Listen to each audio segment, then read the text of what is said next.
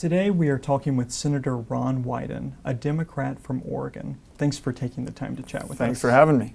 And I'm aware that you're running on very little sleep. Well, this is good to get together with you. So recently the Chronicle ran a story highlighting some of the flaws with states' data systems that measure recent graduates' earning outcomes. The federal government is banned from having a system like that. However, a bill you're planning to reintroduce, the Student Right to Know Before You Go Act, would scratch that ban and address some of those flaws.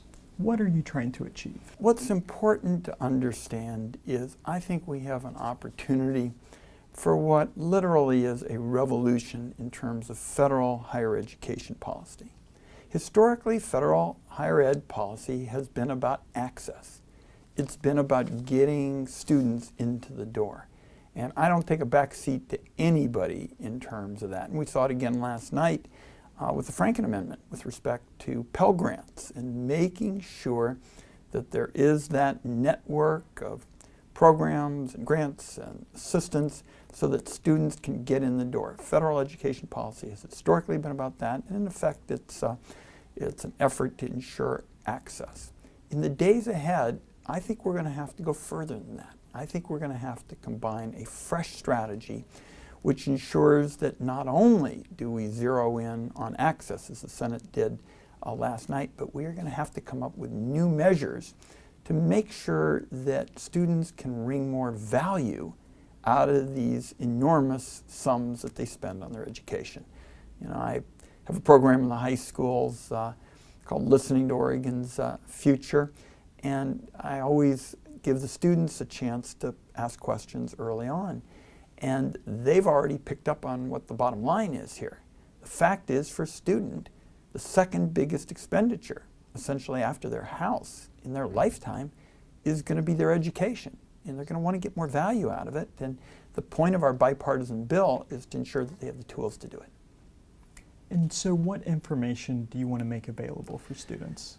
The information that we make available, and by the way, Senators Alexander and Murray, the chair and the ranking minority member on the Education Committee, have apparently been looking at ideas that are fairly similar to the bill that Senator Rubio and I have, is to make sure that students can get information about matters like graduation rates and debt levels and remedial education, and most importantly, what they would be likely to earn if they got a degree from a particular school.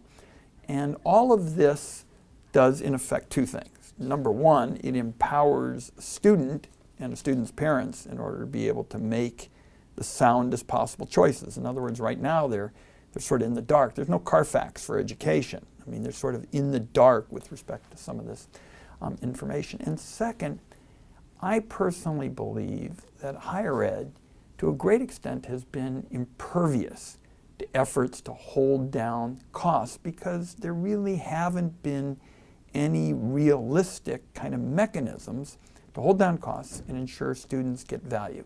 This begins, in effect, to lay out a strategy to do that. If you have school A over here with a great record on graduation rates, low debt levels, students doing very well financially when they get their degrees, and then school B over here, in effect, being exactly the opposite, low graduation rates, high debt levels, lots of remedial education. School B either cleans up its act or it goes out of business. And school A is in a position to, in effect, get the students who would otherwise go to school B. And school A, in effect, is king of the hill in that particular market until somebody comes along and says, hey, I saw what school A is up to. I'm going to beat them.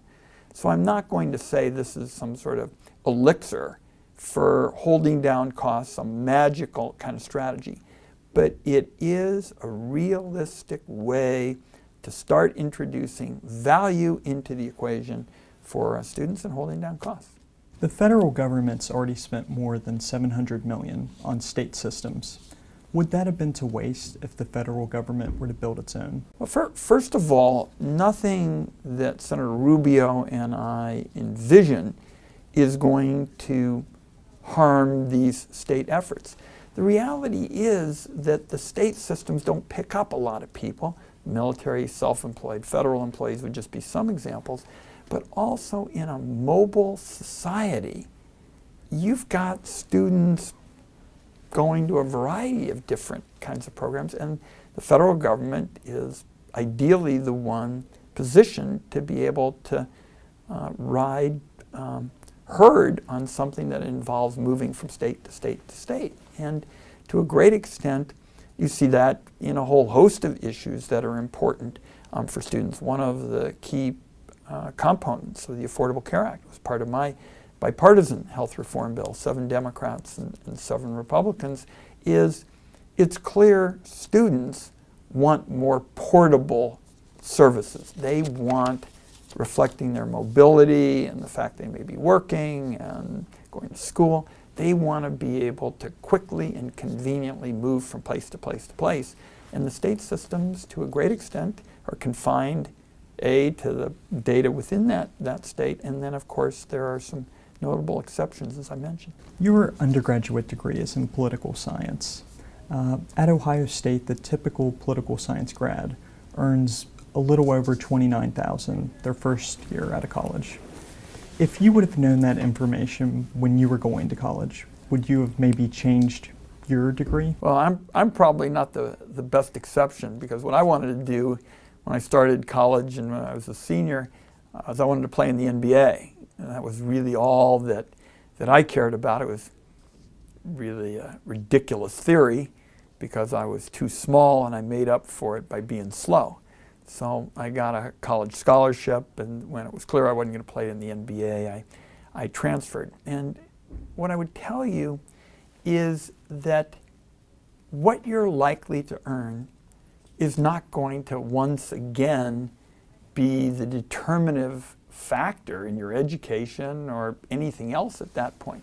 It is one measure that I think students want, and I've had a lot of community meetings with students, and that's what they say. And it is particularly relevant in terms of them being able to make decisions, the best decisions for themselves at various times in their career. For example, if they see, for example, that they can get a degree in engineering or nanoscience or something, for example, in my state where students do very well financially, they may decide they want to take on more debt at that time because their initial earnings can be greater. But what we are still in the process of doing, and we've done this in consultation with universities, with student groups and the like, is we're going to probably look on the earnings side at several different measures. In other words, you might say a couple years in, you might say 5 years in, you might say a longer term, because I don't want people to walk away and say that a couple of United States senators, one Democrat and one Republican, are saying the only thing that is relevant for purposes of education are these judgments about what you earn. In Florida, they're using this data to cut degree programs. Do you agree with those merits? No, but I'm also very much aware of kind of federalism. There's a role for states and there's a role for the federal government. And I'm going to make sure that Oregon doesn't do anything like that. What's the appetite on Capitol Hill for this bill, and do you see it moving this year? Well, I'm very hopeful. I think in Chairman Alexander and Senator Murray, we've got two proven talents, people who don't just give speeches and wave their arms around, but people who are veteran legislators, and I think they're very serious about higher ed.